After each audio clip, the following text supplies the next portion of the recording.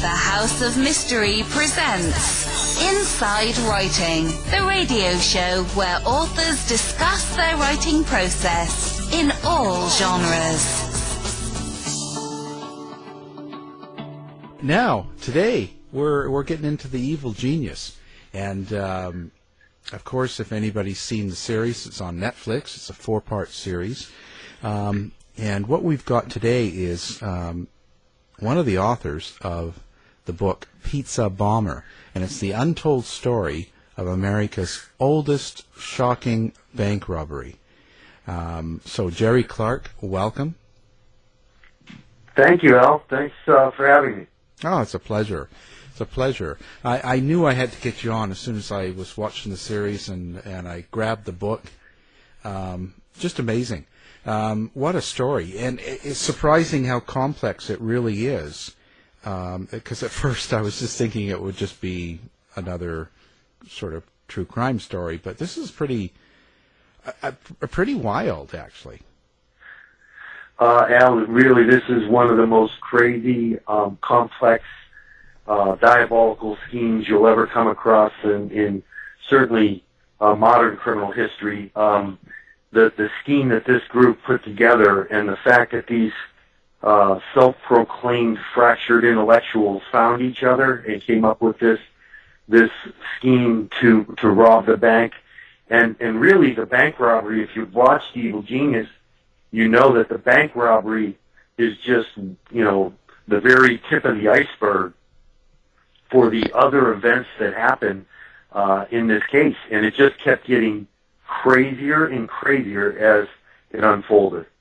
Yeah, actually, if someone presented this as a book or as a story for Hollywood, you would turn around and go, no, it's just too unbelievable. You're right.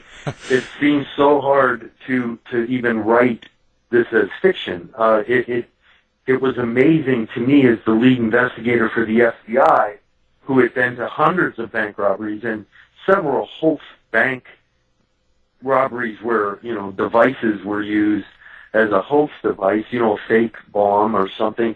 This was different, and I knew it as soon as I arrived on scene, and it just went so bizarre from the minute it happened. And then, like I said, all the different twists and turns that take place during the course of the next several weeks, months, and years were truly amazing.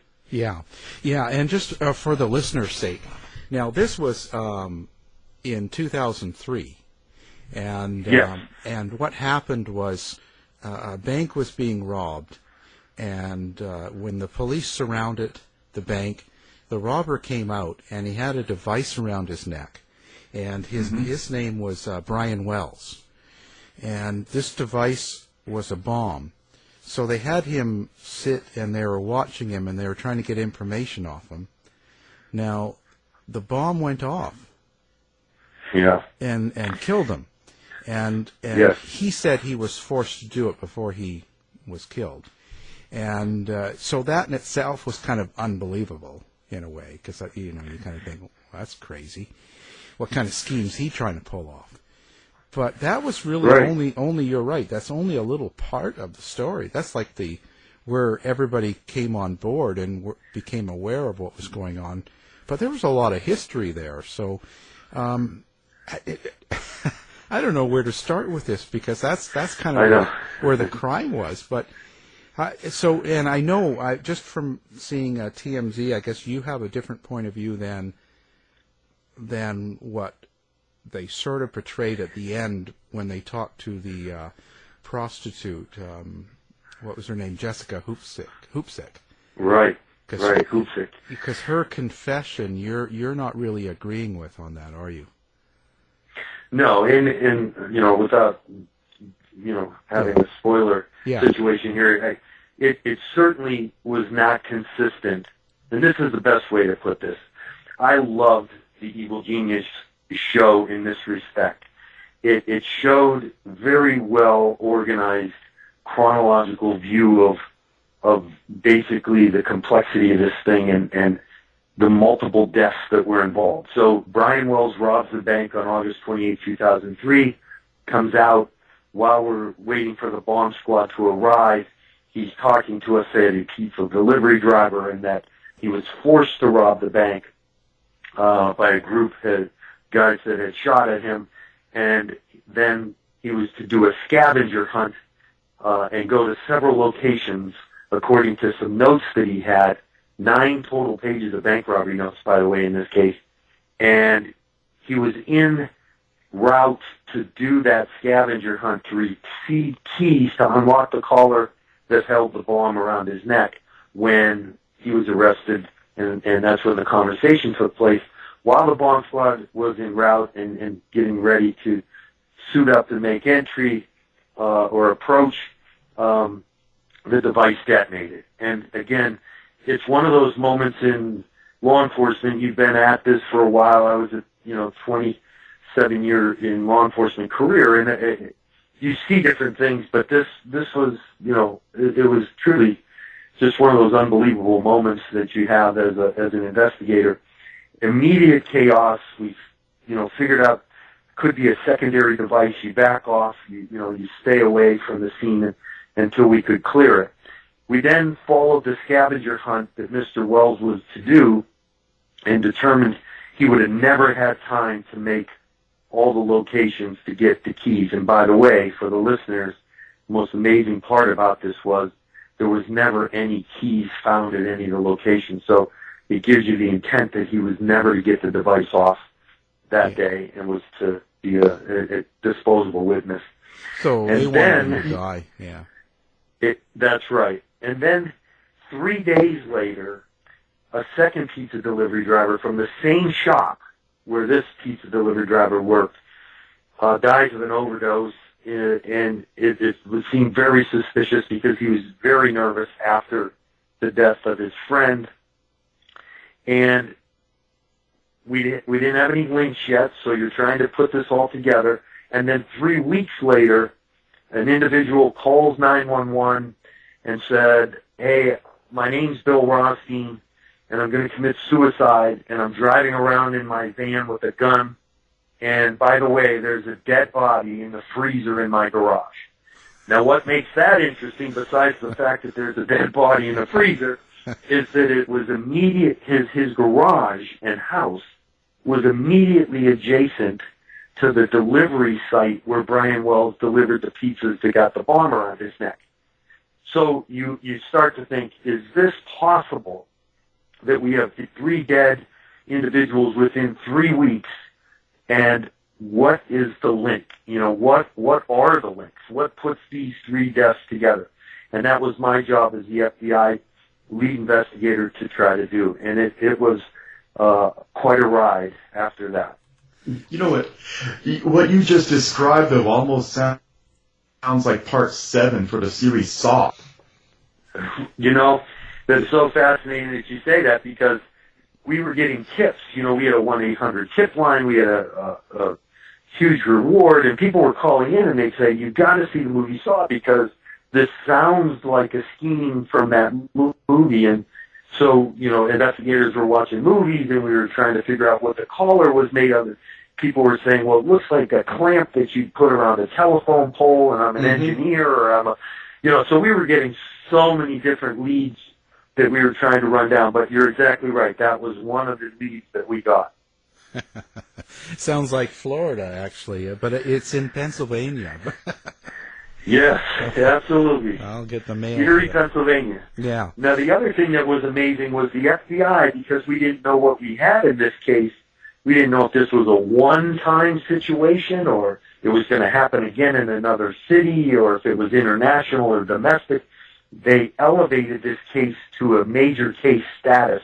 So it's now, and was considered FBI Major Case 203, which puts it in some really high-level category with other notorious, certainly, crimes. And just to give you an example, Major Case 182 was the Twin Towers and 9/11, and Major Case 117 was Tim McVeigh. And so, I mean, it was that, concerning initially, and it had never happened before, and that's what people were extremely nervous and uptight about. One of the key elements to the whole case is whether or not the guy, Brian Wells, that got blown up, if he knew, if he was aware of what he was doing, or if he knew the people, and this was supposed to be a pretend thing, or if, and so it was that's kind of the question that we're left with. Well, and again, in the series in Evil Genius that I was complimenting, the part about it that's difficult for me as the investigator is that you try to condense, years of investigation into 4 hours. And so much detail is lost. And then if you have, as a, producer, a sort of slant or a bent that you're trying to achieve, you can make it look like anything's possible. But if you attended the trial for Marjorie Deal Armstrong, and I can explain to your listeners that the guy in the freezer that was right next to the tower site location was the boyfriend of Marjorie Deal Armstrong, who shot him twice in the back with a shotgun. And it solicited Bill Rothstein, her friend, to help move the body from her house to his house with the intention of, once it was frozen, to cut it up with a chainsaw and then put it in an ice chipper to get rid of all the pieces.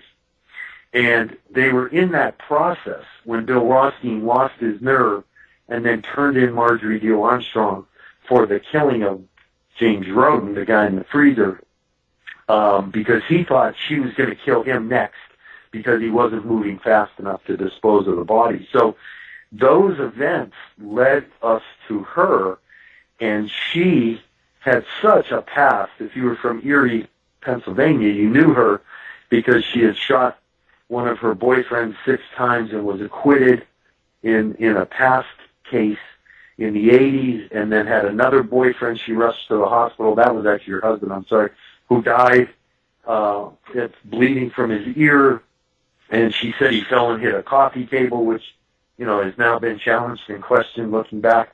Other people around her, were mysteriously dying, and all men. And so it became so much more than just a guy going into a bank and robbing it. There was just a lot more there. Almost a Black Widow situation. Very fascinating. Our third book, my co-author and I wrote, because of the fascination with females and female serial killers, we wrote Mania and Marjorie Deal Armstrong inside the mind of a female serial killer, because I had interviewed her 9 times, and my co-author, Ed Palattella, a Stanford master's graduate in journalism, terrific writer, wrote the book to show how unique she was, a female who killed in violent fashion using a weapon, which is different than some of the other females who had killed multiple people in the past by suffocation or poison or whatever it turns out to be. But to use a gun put her in the Eileen Wuornos category. And so she was very unique, and we thought, boy, people want to learn more about her. So that whole third book, Mania, really goes through the development of Marjorie Deal Armstrong. Well, during these interviews, wow, I mean, I got to ask this. During the interviews, did she ever state what her motivations were? I mean, everybody's got that trigger event, but what were her motivations?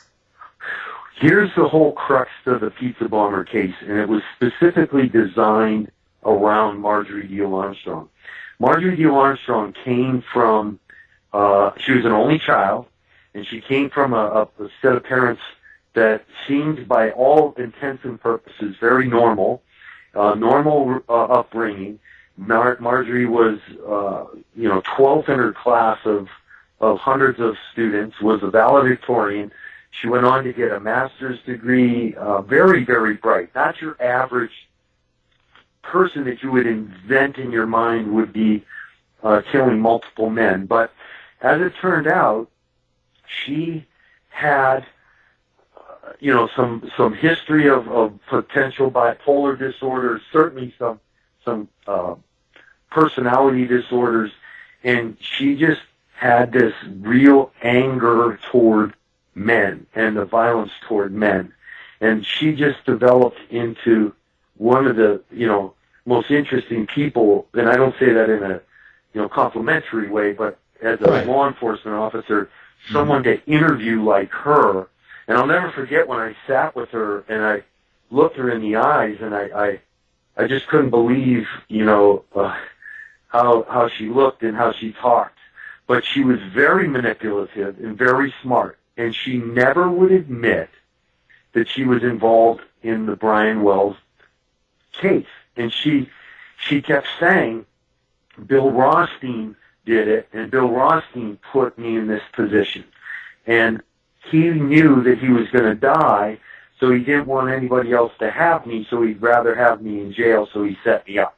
And that was sort of her mindset, but her explanation of, well, I was at the crime scene, I was at the tower site where he got the bomb put on, I was at the site where they called in the pizza order. It didn't make sense to anybody but her. But back to her story on how she got involved, her parents had this successful, financial background, and they had her mother died, and her father had about just short of $2 million, and she wanted it, and she wanted it now. So she said, you know what? I got to kill my father to get this money. So she said to friend Ken Barnes, hey, you know what? Can you kill my father? And he said, yeah, I'll kill your father, but I need $250,000 down. Wow. She said, well, where am I going to get $250,000? Well, let's rob the bank. So the whole crux of this pizza bomber, collar bomb, major case 203 for the FBI was to rob the bank, to get the money, to pay Ken Barnes, a hitman, to kill her father to get the inheritance. And that's why that whole thing took place. Wow. I'm not saying this, complimentary, but it all seems to make a bizarre sort of sense. Yeah. Oh, no. You can't just go down to the local check cashing place. But it does. I'm not going to go down there and ask him to take out a loan so I can have this guy knocked off. Right. That's right. It's That's weird. right. We're gonna rob the bank. Now, back to your question about Brian Wells, because that's the whole mystery and seemingly the slant that Evil Genius was interested in portraying, and that's fine. I you know what, it is what it is. But if you look at the facts of the case, and if you look at Marjorie Deal Armstrong on trial, because she did go to trial in this case, and Ken Barnes, to his credit, pled guilty to this conspiracy and was sentenced to 45 years and agreed to testify against Marjorie Deal Armstrong, which he did. The whole thing was that Brian Wells frequented prostitutes in Erie. He was a rather simple guy, but at the same time liked hanging out with prostitutes. And when we did a search warrant the night of the bank robbery, in his house was a notebook that listed everybody he knew, and two of the names in that notebook, in his own handwriting, were known prostitutes in the city of Erie. And we found Jessica, which was one of them, and talked to her. And the bottom line was Jessica introduced Brian to Ken Barnes because Brian used to drive Jessica around to get crack cocaine, and then they would go, he would pay her for their, transsexual transaction. She would then pay Ken Barnes for crack cocaine, and everybody was happy. Well, in that introduction, they were looking for a guy that they might use in this bank robbery that would, be the guy that went and did the scavenger hunt and looked like a hostage. And so they talked them into it. The problem was Brian Wells, the day he shows up to get the device put around his neck when he was delivering the pizza, he looked at the device and said, no, you know what, this looks too real, I don't want to do it. And they forced him to do it and said, stick with this story that we tell you, and it's only fake, and you wear the device and nothing's going to happen. And so he went ahead and did it, believing that the device was not real. And so Jessica fully admitted introducing these people to Brian Wells, but then in the documentary made the statement at the end that he never knew what he was, going to do once he showed up to rob the bank. And that was just not consistent with the facts of the evidence. Now, Marjorie Deal, what do you think of her? Like, when you actually interviewed her and stuff, what was your overall impression? I mean, of course not to date her, but... Right. You certainly didn't want to be Marjorie's boyfriend because you didn't last long. But the thing about her that was interesting to me was how manipulative she was, but how cunning she was. Here's a great example. You would be interviewing her, and she would be just fine until you put her in a position where she had to answer a difficult question. Now, the way she would distract you was to get angry and get upset and try to get you off course. And so she'd say things that were really vile, quite honestly. And I'd say, Marge, you cannot insult me personally. It doesn't affect me. We need to get back to the answer. And she would get extremely frustrated by that because most people would get in a fight with her and then things would be over, and she basically accomplished her directive, which was to avoid answering the question. But here's another quick example. We would take her to get processed. And I'll never forget this, walking out of the FBI and the cameras are rolling and she's going, the FBI framed me and this is a kangaroo court and all this bad things about the FBI and Jerry Clark. We get in, shut the door to my government vehicle that we've taken her back to the prison, and she goes, sorry, Jerry, I had to do that. And I said, Marge, that's okay. It doesn't affect me. It's no problem. And then she said, can we stop at the Wendy's? Because I probably missed dinner at the jail. And I said, sure, let's stop at the Wendy's. Now, again, you can't drive Marge in and take her inside, so we had to go through a drive-through. But, I mean, those are the kind of stories that are so fascinating to me because of how she could turn it off and turn it on. When she had to be mean and aggressive, she would. When she had to be nice and helpful, she could. But she went down and she died a year ago, April, of breast cancer in federal correctional facility in Carswell, Texas, and never, ever admitted fully her involvement in the case. Wow. And she never, and I know they showed the parts about her when she was in prison and how she was after the Jessica Hoopsick, who was, yes, kind of the, I don't know, was she the girlfriend of Brian Wells, or was she just kind of hanging out? They were hanging out, but she described it to us as, he became more than just a relationship where he would pay her for sex, a prostitute, client type situation. She said, I actually started to like Brian and we became very close. And that's why I think she was having some change in her thoughts, most recently about that. Jessica had a real addiction problem. And so every time we interviewed her, she was in various states of bad, high, and we would take her directly to a drug clinic or to a woman's shelter, and she would last a month or two and then back out on the street, and she just would go in and out of, really bad conditions, and I felt bad for Jessica in a way because I knew she felt bad. She introduced Brian to these people, and Brian Wells did not deserve to die. Even if he's partly cooperative or semi-cooperative, nobody deserves to die like he did, being videotaped for the world to see a device detonate. And I always remember, that moment that happened and think of him as a brother or a son, and it didn't matter to me if he was in or not. I didn't want him to be in or out. As an FBI agent, you you really have to go where the evidence takes you. And the evidence showed that she introduced him to these people, and they basically duped him. You know, they told him it wouldn't be real.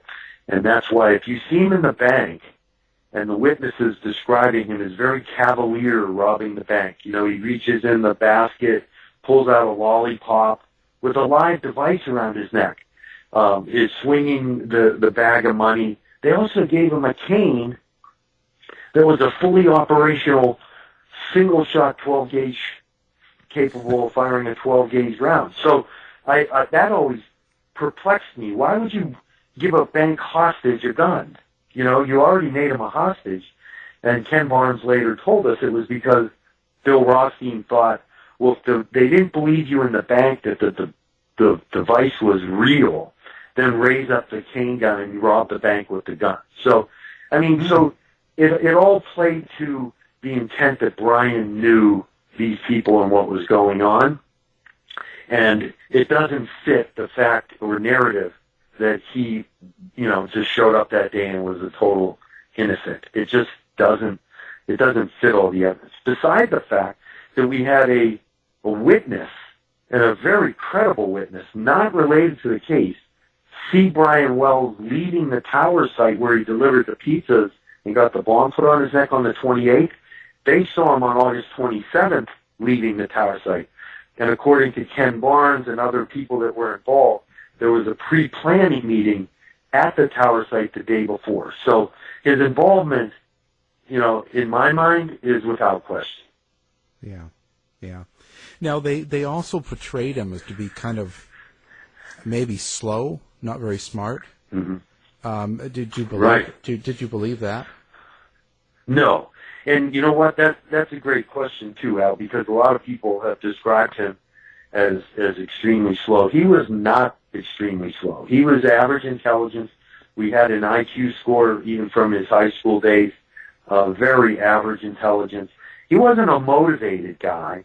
You know, he didn't have a lot of motivation. He didn't have a lot of materialistic views of life. You know, didn't have a lot of things, but didn't care to. You know, if he rented a few movies at night, watched movies, had some cats, you know, had a relatively quiet life. But the fact where they portray him as slow or mentally challenged in some way, not at all. Yeah. Yeah, because that's how I left it. I left it thinking, oh, yeah, he was, and that kind of adds to Jessica's confession of him being too stupid to realize, and he was, yes. You know, they kind of let that go so that you think, oh, he's really a little bit, you know, slow, and he doesn't know, and they just took advantage. Well, they did take advantage of him, but right, you know, and to me, that's the differentiation. It's slow versus gullible. And in my mind, he wasn't slow, but he was extremely naive and gullible.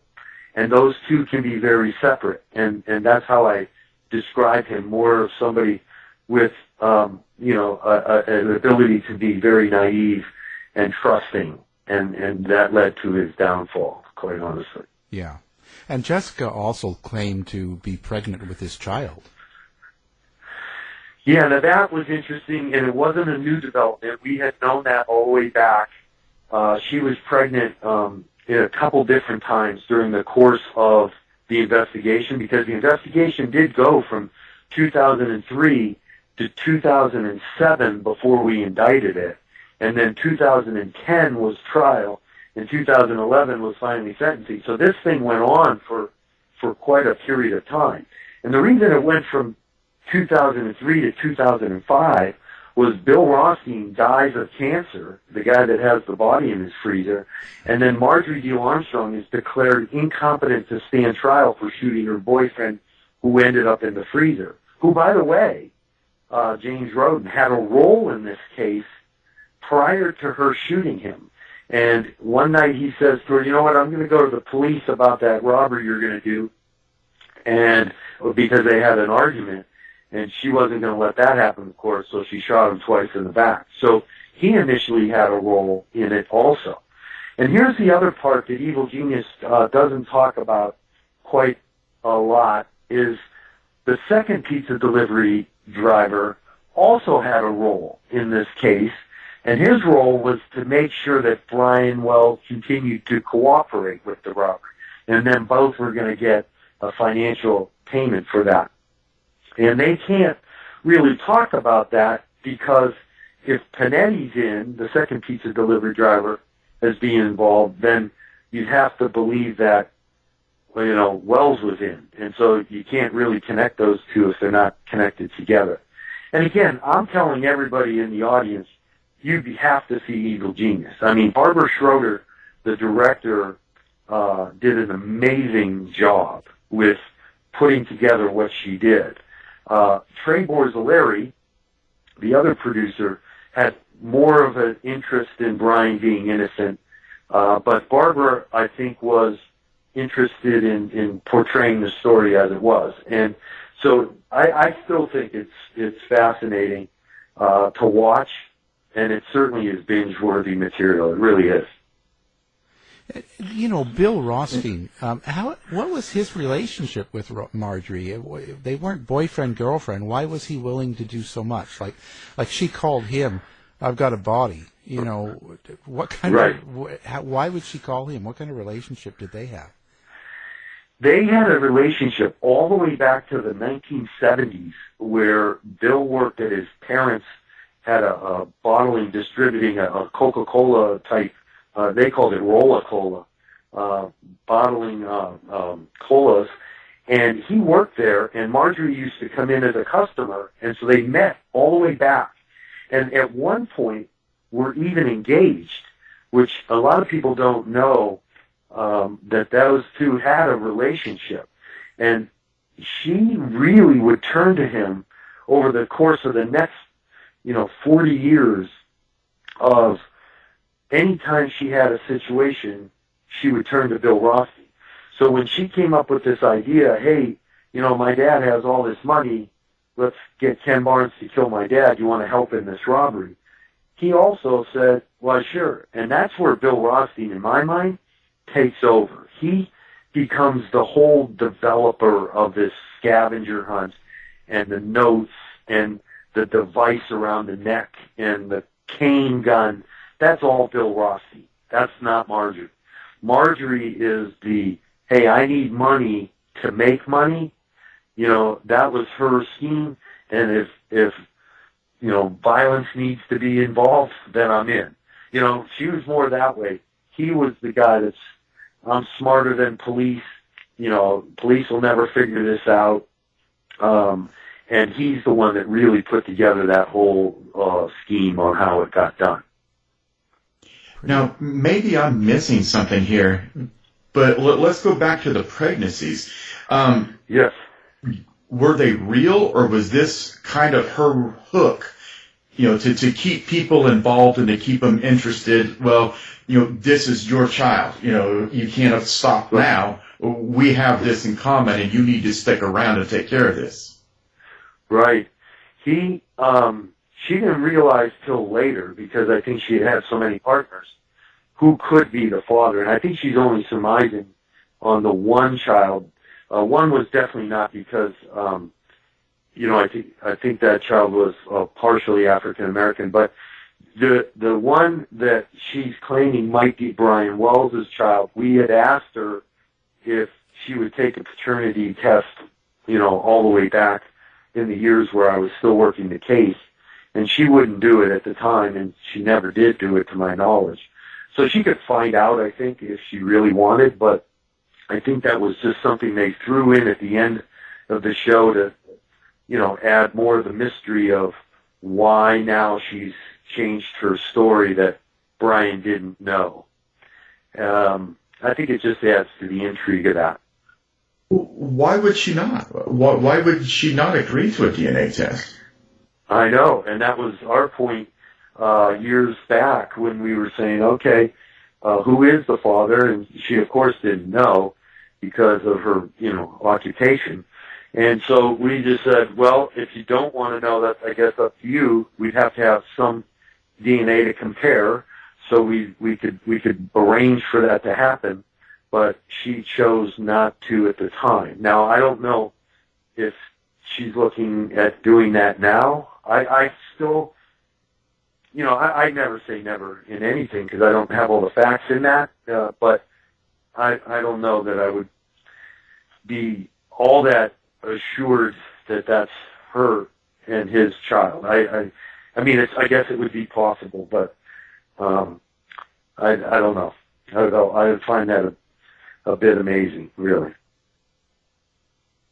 But I've been surprised before, Al, so I don't know. You never know. Well, plus, and not saying this to slam her, but she was a prostitute and a crack, and she was heavily drugged out, and she was all over the street, and she was sleeping with all sorts of people, and without a test, I don't know that anybody could be positive on that. Well, yeah, I mean, look at how many reference samples you're going to have to get. Yeah. Yes. Or elimination samples. Yeah. But it's exactly possible. Right. Oh, it's possible. She's probably slept with him, but right. I just don't know. That's right. She just lived too wild of a life to narrow it down to just him. But right. So what do you think? How at the end of the day? Right. What's your thought on the whole thing? Like, it was just Marjorie's thought. It was her plan. Things kind of screwed up, and that was just how it went, or was there more to it that we don't know?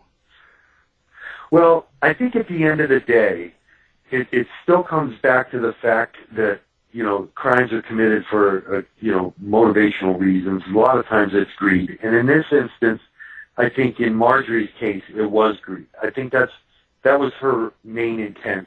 Again, was if you knew her personality, she was a hoarder, and they showed it on TV, in the series, how her bedrooms, her vehicles, there was no room to walk in it. And she collected garbage on garbage night and would bring it home and put it in the house because she thought it had value. And all the different things that she did to hoard, and it was the same with money for her. She had some money, but it was never going to be enough, and so she always wanted more and more and more. And I think the whole crux for her was, to get this money from her dad.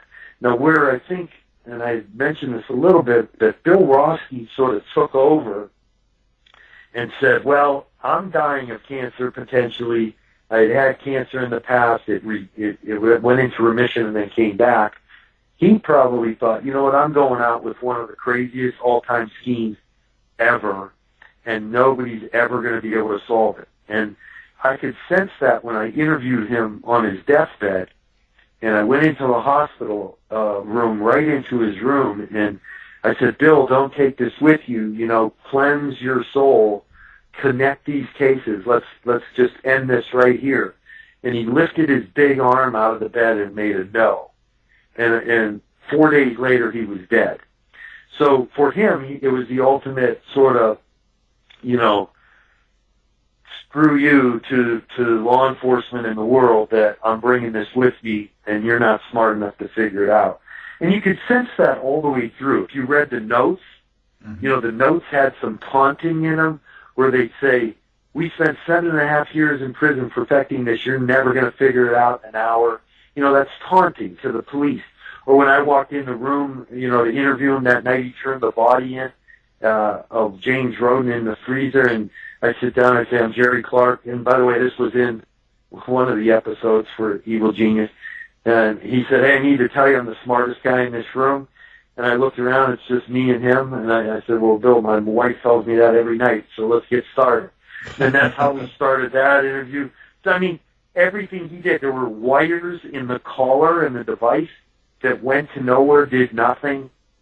A toy cell phone in the device trying to indicate that it was remotely detonated, if it was a real cell phone, but it was a toy.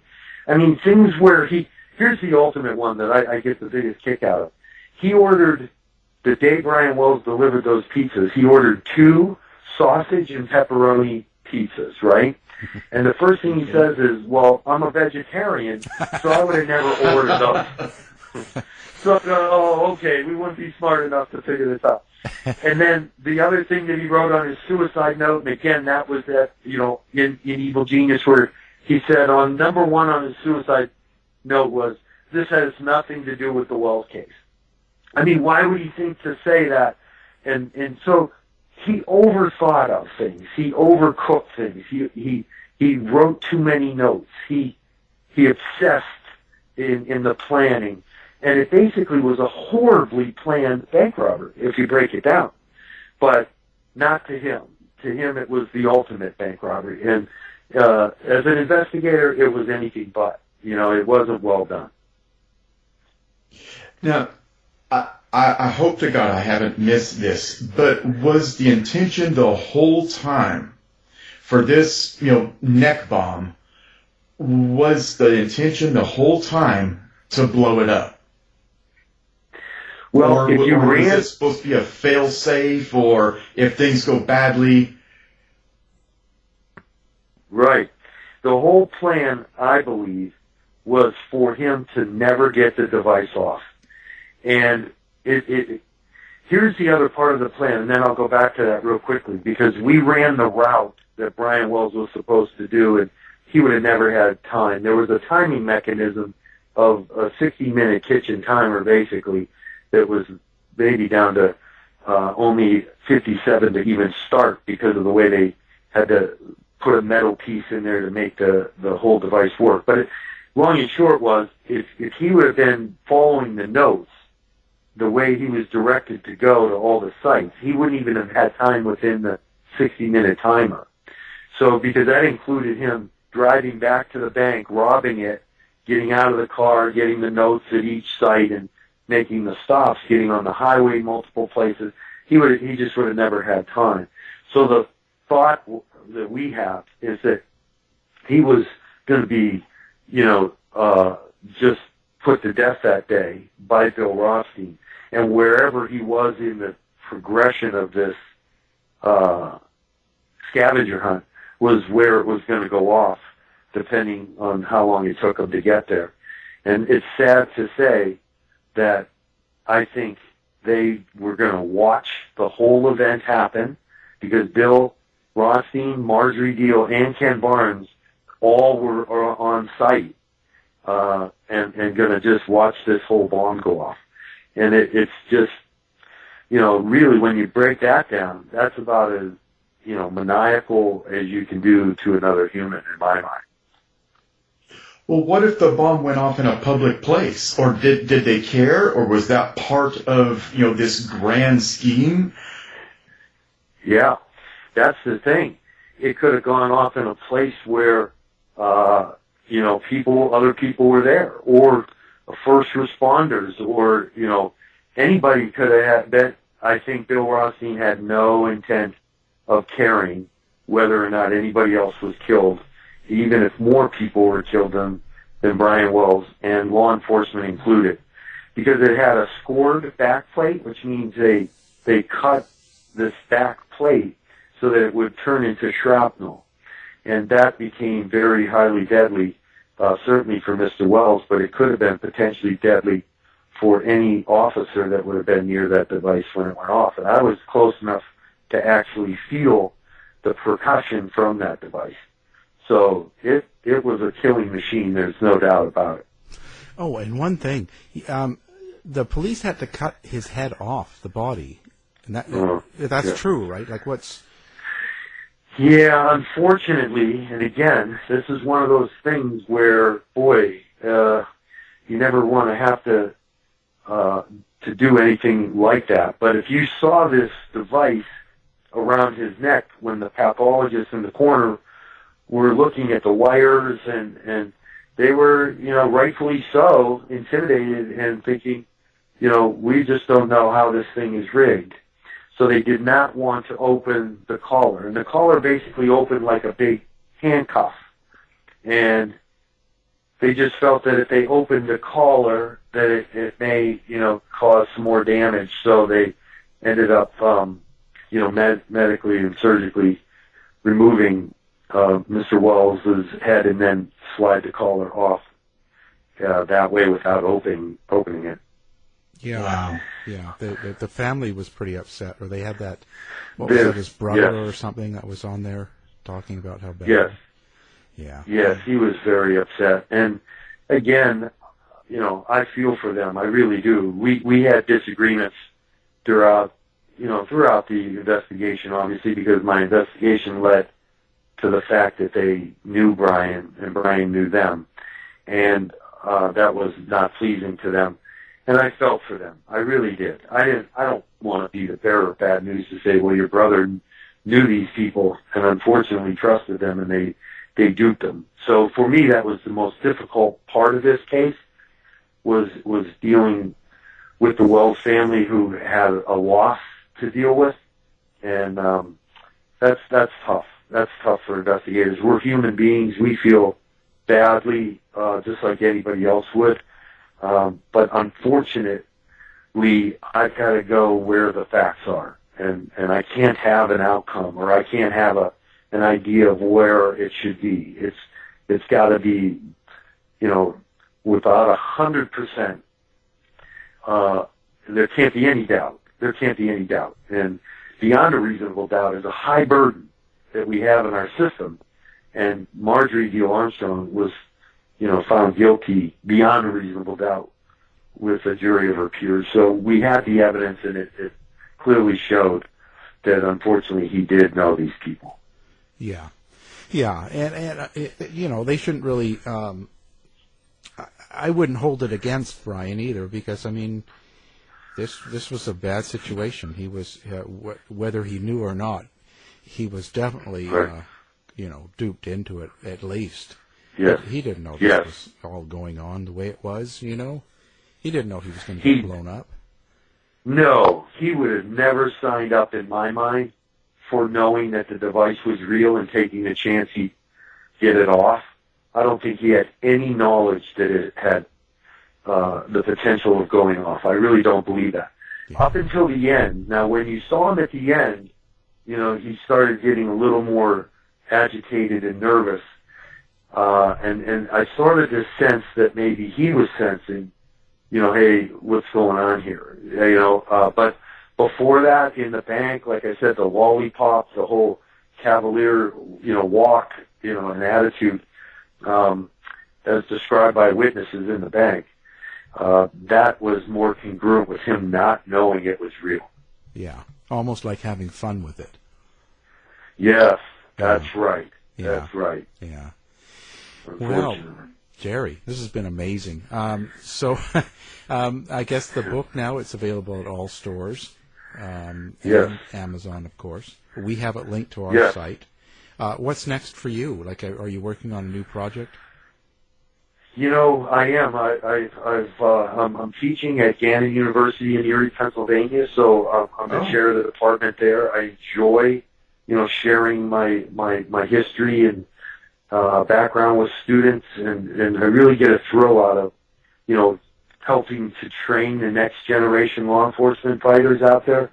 So we have a great program, and we enjoy that. Jason Wick, I know, special agent from ATF, who worked the case with me, is now at Gannon University with me. So together we are working on some other projects, too, related to other crimes and cases that we had, because people were so interested in this one. And so we're putting some things out there. We're definitely keeping busy. Well, that's great. Yeah. Well, keep in touch. And again, our guest has been Jerry Clark. The book is Pizza Bomber, and it's the untold story of America's most shocking bank robber. And thank you for taking some time and talking to us. Al and Kev, thank you very much. I had a great time. Appreciate it.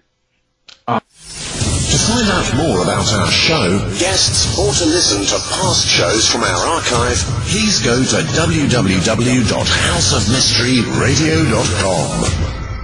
Show's over for now. Was it as good for you as it was for me? Well, good night. This has been a production of Something Weird Media. I'll be back.